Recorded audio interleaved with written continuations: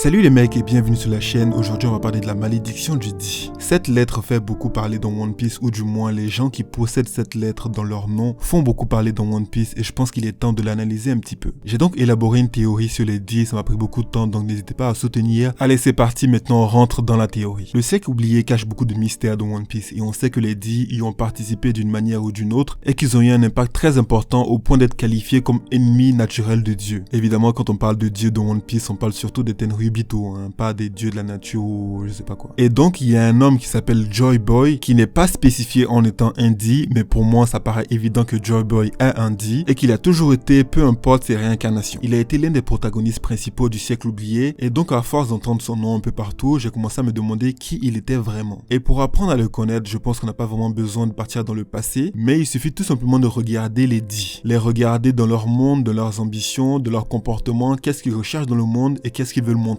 Et s'il y a bien une chose qui les caractérise bien, c'est le fait qu'ils sont toujours déterminés avec une volonté incroyable, une volonté qui les pousse à toujours chercher à faire ce qu'ils veulent. Barbe Noire se rebelle contre Barbe Blanche pour chercher à réaliser son rêve. Luffy veut absolument devenir le roi des pirates et être meilleur que tout le monde. Son grand-père Garp refuse de monter en grade parce qu'il veut faire ce qu'il veut et ne pas en fait subir les règles de la marine. Law, qui était un petit voyou, a été sauvé par Risonante, le frère de Don Flamingo, et depuis il passe son temps à se rebeller et à faire ce qu'il veut. Et enfin, pour finir, on a Goldie Roger et son gamin, les têtes brûlées. Le père voulait absolument tout découvrir sur le monde et ça a été le premier pirate en fait à atteindre Raftel. Cela lui a coûté beaucoup et même sa santé, mais il en avait rien à foutre puisqu'il était prêt à tout absolument pour pouvoir réaliser son rêve. Et ça a été le cas pour son fils qui a passé son temps à se rebeller. Il aurait pu s'enfuir en fait après avoir échappé à Akainu, et c'est ça qui lui a coûté la vie parce qu'il n'a pas pu en fait laisser Akainu insulter Barbe Blanche. Tout ça pour dire que les Di sont des personnages avec une très grande volonté, et même Portgas Di Rouge, la mère de Ace, a réussi à garder l'enfant pendant plus d'1 an dans son ventre afin de ne pas le faire repérer par la marine. Si tu n'as pas une volonté incroyable, je ne vois pas comment tu peux réaliser cet exploit. Maintenant, on sait que les Di sont des têtes brûlées qui ne pensent qu'à eux, mais il y a une chose qui les caractérise aussi, c'est leur valeur morale. Ils passent leur temps à toujours chercher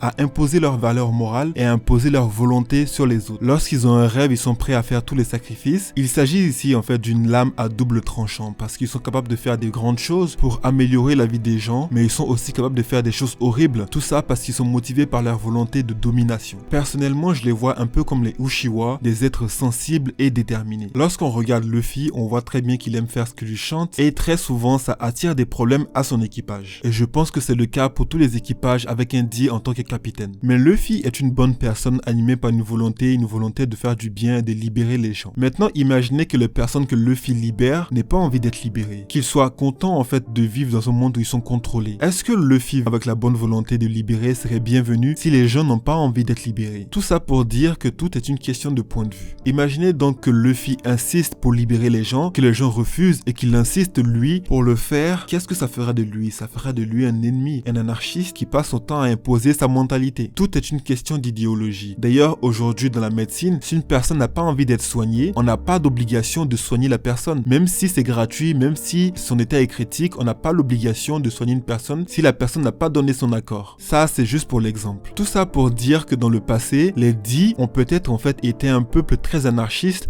violent, qui terrifiait les gens parce qu'ils voulaient toujours imposer leur point de vue. Un monde anarchiste et contrôlé par les Di qui empêchait en fait les autres peuples de pouvoir faire ce qu'ils veulent. Et donc alors les 20 familles se sont réunies pour pouvoir en fait trouver un moyen de se débarrasser des Di et en fait de créer un nouveau monde plus stable pour eux. Certes, une stabilité loin d'être parfaite, mais pour eux, elle sera beaucoup mieux que celle qui a été imposée par les Di. Il faut savoir faire des sacrifices, et cette idée m'est venue en voyant Ryokugyu parler de justice. En ce qui concerne Im-sama, certainement c'est une des personnes qui a assisté à tout ça et qui a été choisie pour être la gardienne suprême de ce nouveau monde. Im-sama serait la mère du monde, et je pense qu'il y a quelqu'un qui se cache derrière Im-sama. Cette personne peut être un personnage mystère dont on ignore absolument tout, ou encore il est possible que Im-sama ait des liens très étroits avec Joy Boy et qu'elle a été trahie par Joy Boy dans le passé. Et donc son rôle serait de maintenir l'ordre dans le monde, quitte à faire des sacrifices nécessaires. Comme effacer l'histoire, empêcher les gens de savoir la vérité et empêcher les gens en fait d'avoir une identité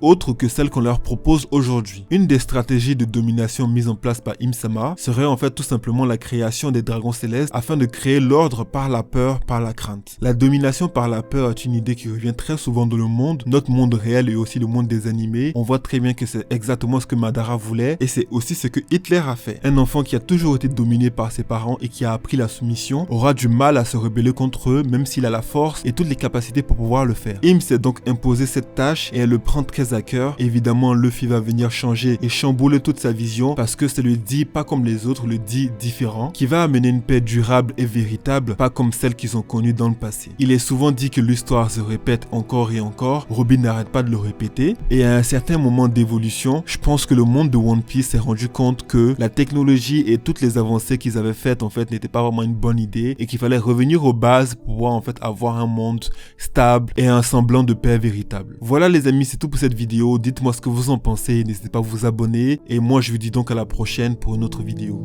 Allez, salut!